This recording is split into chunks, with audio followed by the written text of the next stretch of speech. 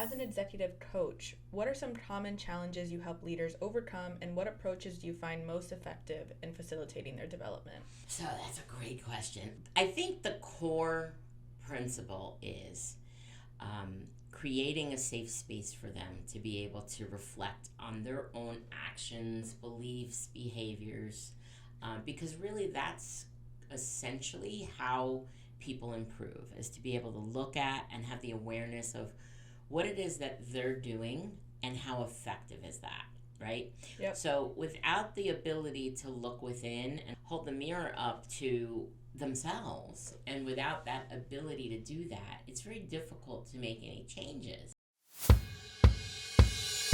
Hi everyone, so I'm here with Maria, and we asked our clients, team members, followers on social media, subscribers of the podcast, members of our training programs, what do you want to know from Maria? So that came up with our Ask Maria Anything episode.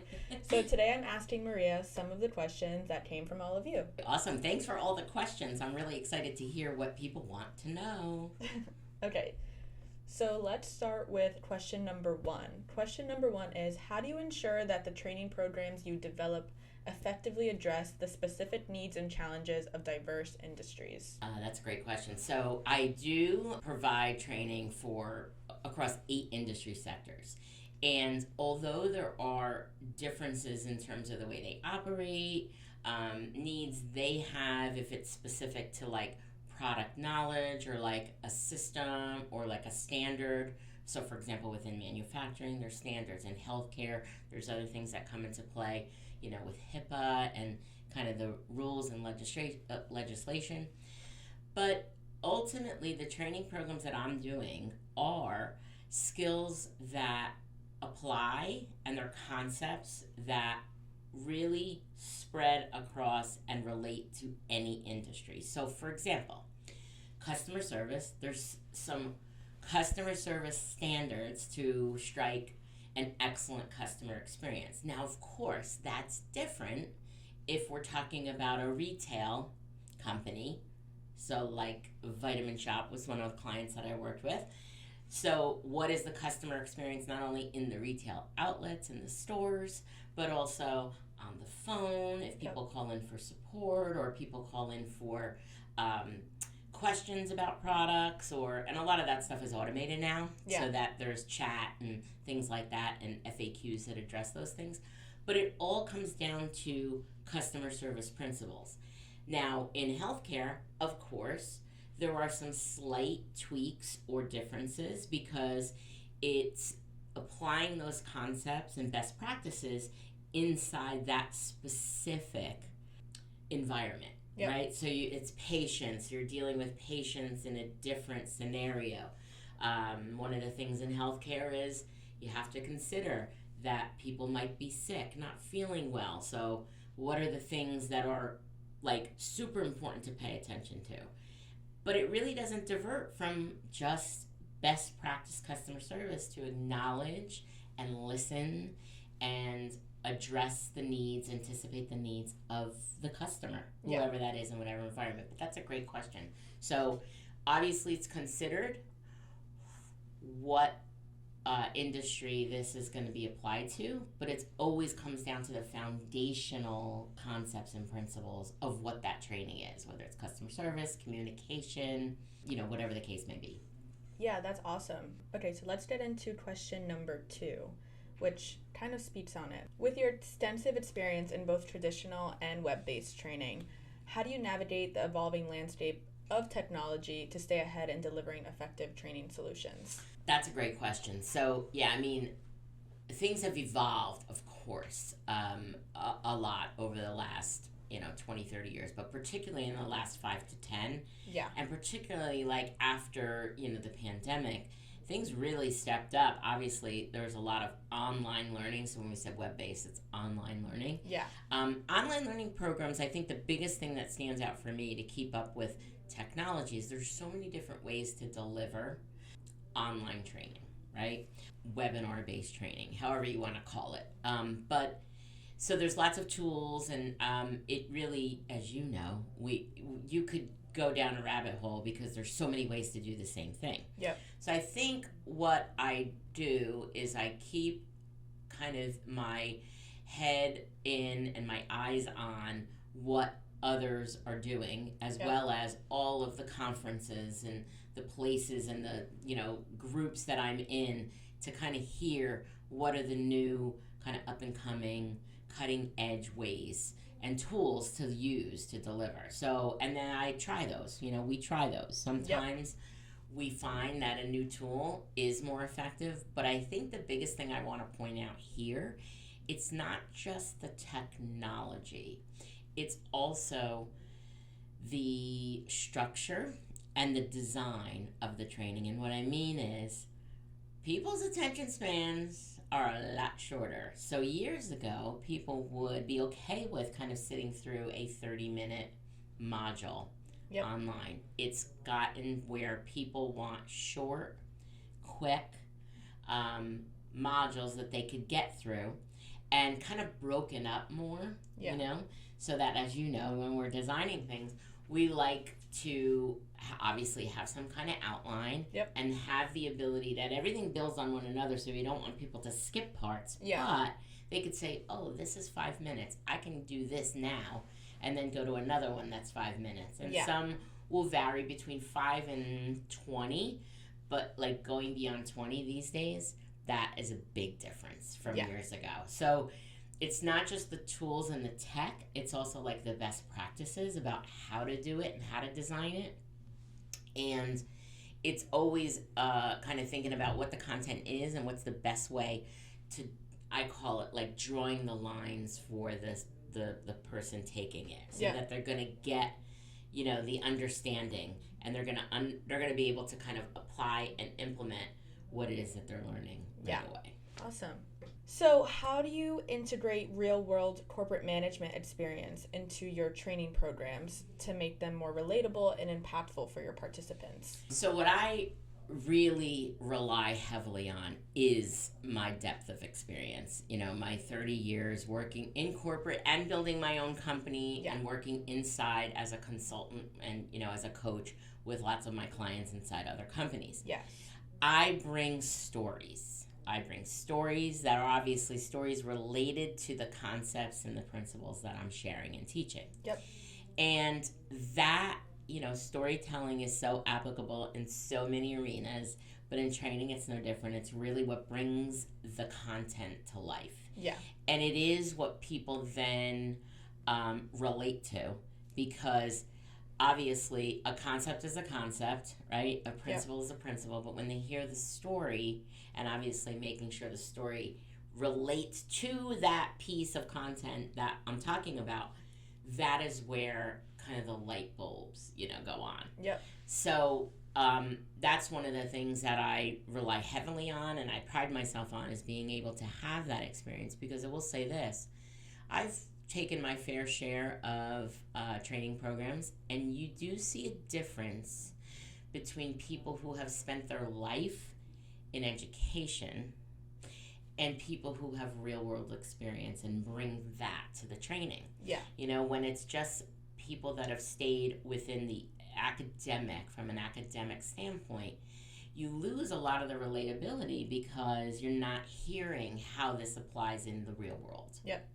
And so that's one of the things I pride myself on in all the trainings that I do, and anyone that's delivering training inside of our programs is bringing that to the forefront, because that's what works best. Yep. So one of our members asked, as an executive coach, what are some common challenges you help leaders overcome, and what approaches do you find most effective in facilitating their development? So that's a great question. I think the core principle is creating a safe space for them to be able to reflect on their own actions, beliefs, behaviors, because really that's essentially how people improve, is to be able to look at and have the awareness of what it is that they're doing and how effective is that, right? Yep. So without the ability to look within and kind of hold the mirror up, you hear me say that a lot, hold the mirror up to themselves, and without that ability to do that, it's very difficult to make any changes. Yeah. And that's my job as an executive coach, is to make them not only make the changes to be more effective, but also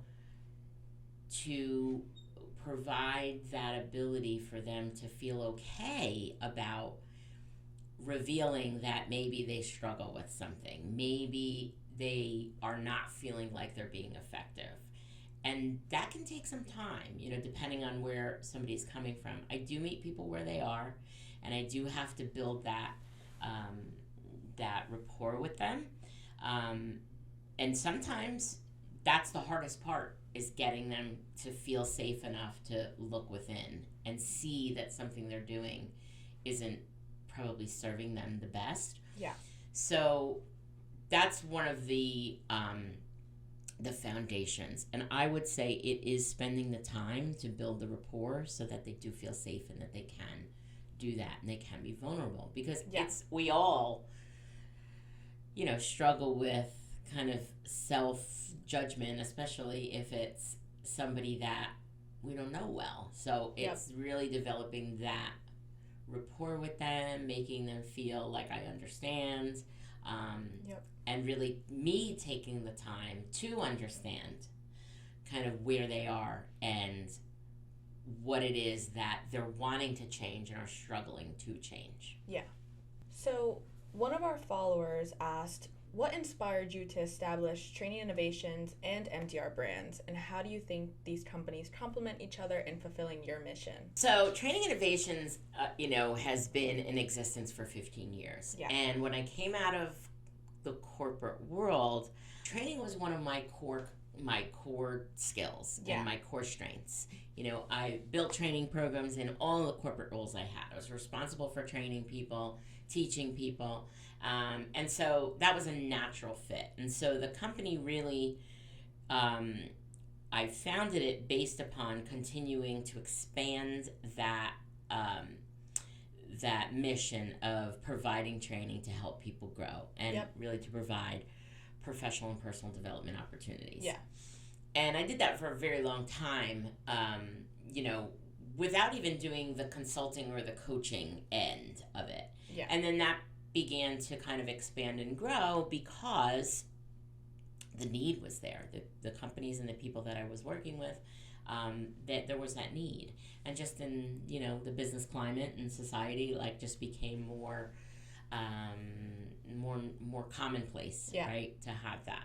But MDR Brands really is more of a expansive company, and why I developed that is because I started to do so many other things that sat outside of just training, right? Yeah. I've always spoke at conferences. I've always, I've been a panel member in different industry events and things like that.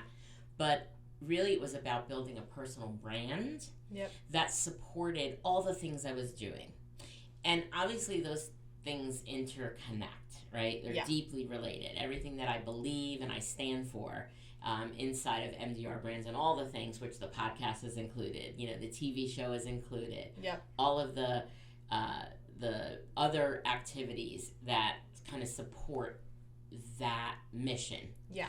I just felt like it needed another place to sit, and that it could be more of an umbrella that all of the activities, including that I was doing inside MDR Brands and inside Training Innovations, could sit inside of that. Yeah. And that really, and some of it was just from a business structure standpoint, it just made sense to have another entity that kind of could corral all those things. Yeah. The other thing is that I think what evolved is the thirst for learning and training that sits outside of the corporate, environment. So Training Innovations, I was mostly serving corporations of lots of different sizes, from small to large. Yeah. But it really sat within the professional development kind of arena. And as things evolved, and I spoke to this earlier, there is more of a thirst now for personal development and even professional development, but where someone is taking the step and the initiative to do that for themselves, right? Years ago, that wasn't as common, and that wasn't something people were actively doing. It was like they waited for a company to give them the opportunity to get training. Now, I think, as I explained about how training, delivery, and tech and all of those things with online courses have developed, it's more accessible to people. And I've always wanted to bring that. So that was also a piece of, the differences in the companies. Training Innovations kind of sat traditionally with helping corporations, and MDR Brands also then allowed that big umbrella, but those other personal development and training programs for individuals sat inside of that, along with coaching and all other things that I'm doing. Yeah. So I think a good follow-up question, another one of our followers asked, is how do you stay motivated and inspired in your role as a CEO, especially during challenging times or periods of uncertainty? That's a great question. And let me be real candid, where I'm a human just like everybody else. Yep. And I have my moments where I'm just going to be really real here. Like, I don't think I could pull something off, It's like, what am I doing? Especially if I go into a new area, it also could be taking on a new project, that we're trying to build inside the company. Yeah. It could be lots of frustration and setbacks. Yep. And you've experienced them with me. Yeah. Right? It could be those things. So how to stay motivated is always thinking about, and this I think is the biggest thing for me. And for everyone, I would say. If I get too over-focused on first of all, the setbacks are always learning opportunities, right? Yeah. And so keeping that perspective. And I have to remind myself, because again, I'm human, just like everybody else. But also, how to stay motivated is, I personally have this deep sense of what I'm doing, that there's purpose in what I'm doing, and that it's not about me. That it's who I'm serving and who I can help. And so in those times where it gets super frustrating, or I doubt myself, or I say, can I pull this off? It's going back to that, to say, this isn't about me. And so if it's imperfect, it's okay, because it's going to evolve. But I have this deep sense of what I'm doing. I just need to continue to step forward and complete what I'm called to do. Yeah. So one of our members of one of our training programs asked, which I think is a good follow-up question to what we just spoke about, what advice would you give to aspiring business leaders who are looking to excel in the fields of training, development, and leadership? Well, I think my advice is, it's going to come from two different perspectives because of what's happening right now. As I said, there's a huge thirst for education, right? And self-education and personal development. I say personal and professional development because a lot of times that you're learning a skill, but you're learning something about yourself, right? So that's personal development as well, and you're growing and changing. Yeah. I think if you are looking to do that, I think what you really have to hone in on is, what do I know that I could teach others to help them, right? Yeah. And I know that's not, that's not like this groundbreaking big difference of what people are saying out there, right? Because there's other people that are giving this advice as well. Yep. But why I'm saying that I think that is so important is what you know and what you share, and everything I've said up until this point in this conversation. Yeah. Right? Sharing it from your perspective and your journey with relatable stories. Even if you know something, because a lot of people struggle with this, and I do too sometimes.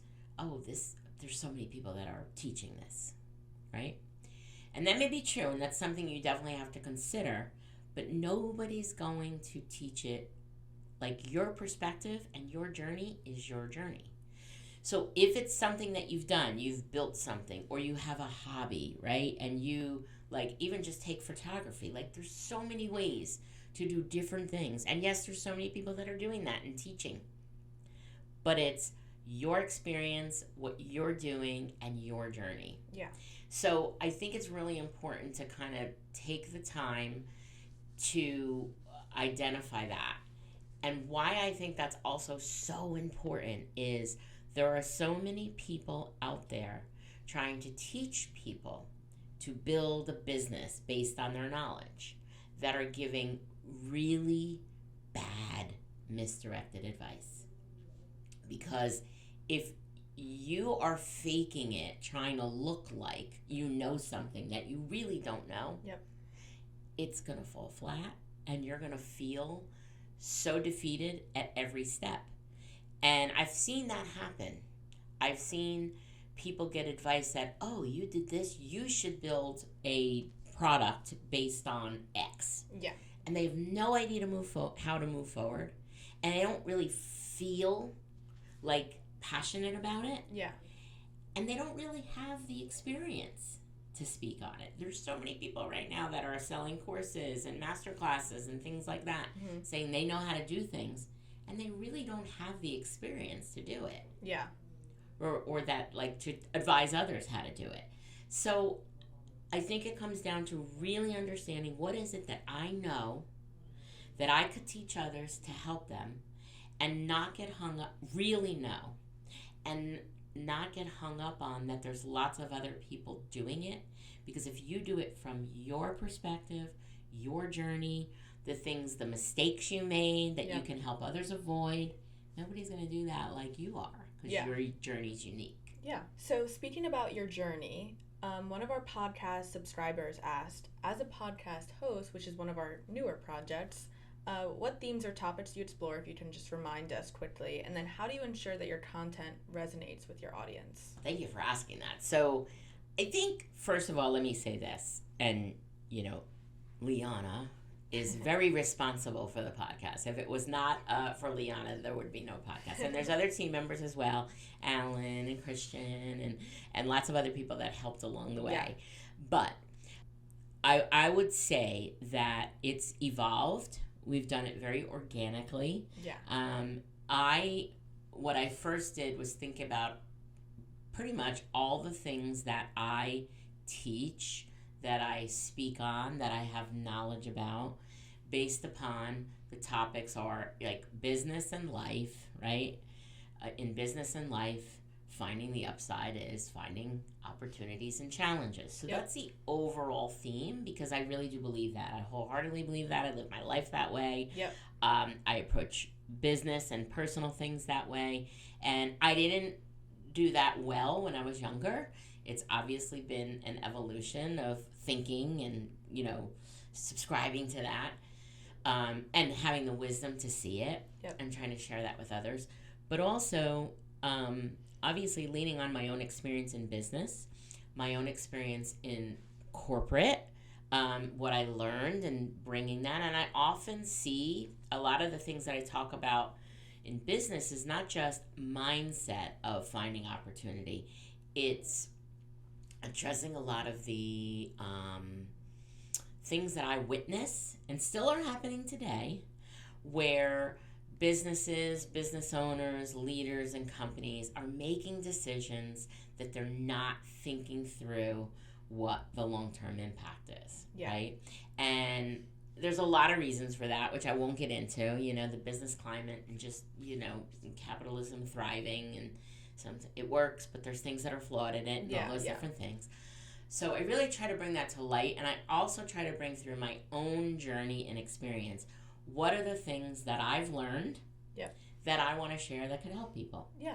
And, mindset always comes into everything with regard to finding opportunity. It's all how you look at it, glass half full, glass half empty. Yeah. So that's, I think, the underlying theme in everything that I bring. And I think how I make sure that it resonates is obviously getting feedback. So anybody who listens or watches that, sends us comments or leaves us, reviews or leaves us feedback, we love that. I love that, because it helps me know that I am on target. Yeah.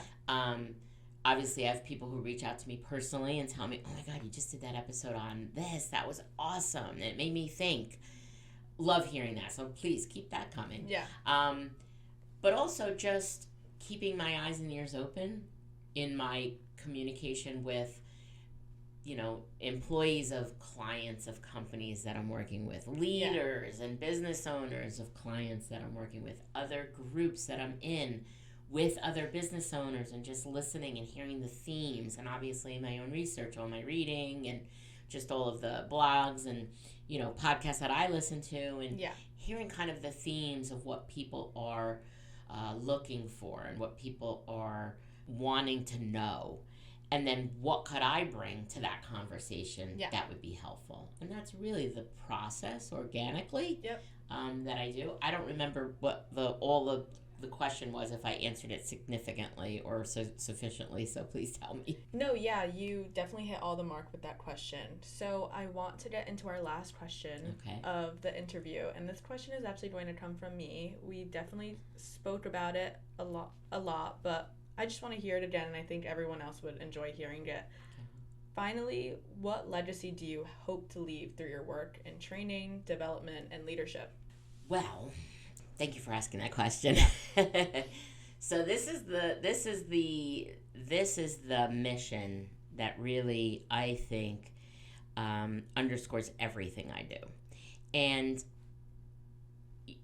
I have always taken a very non-traditional approach. I've always gone against the grain. I've always sometimes been labeled as a disruptor, and I'm okay with that, And the legacy that I want to leave is that I've allowed people, number one, to feel safe and have the space to feel like they belong, and also that they can be themselves and grow. Right? Have that safety. And that is definitely a mission in everything. When I worked in corporate, now what I'm trying to inspire other business owners and companies to do, and it does go against a traditional business structure. I call it rebel leadership, right? And really shaking up what the norms are that I have seen don't work well. So, and then tied to that, it's really, the legacy is standing up against the things I don't believe in. As well as standing up for the things I do, which is that everybody should be valued. Everyone should feel like they belong. There's no fitting in, right? Because if you have to fit in, then you're not being yourself. So really to honor that, and also to enlighten others to look at things differently. And that's been a thread through training, through the podcast, through any of the things, the speaking, talks that I give. That's really the thread and the legacy that I hope to bring. And that if somebody was talking about me when I'm not here, that they would give the nod and underscore that, that's what she was about, that's what she believed in. And you could see that in everything she did. I hope I am hitting that mark, but it's obviously an aspiration that I continue to follow and hope I'm delivering on. Well, I think you're definitely hitting that mark. Thank you. So that wraps up all our questions from our members, our clients, subscribers. So I just want to thank you for sitting here. I'm sure everyone will enjoy this episode and getting just a little more background on, a little more insight on what you do. Well, thank you for doing this interview, and thank you everyone who sent in the questions, because and continue to do that, please, like from our members, our subscribers, right? We love hearing that, and it really helps us. And it helps guide what people are looking for as well. So. Definitely. So thanks, Liana. Thank you.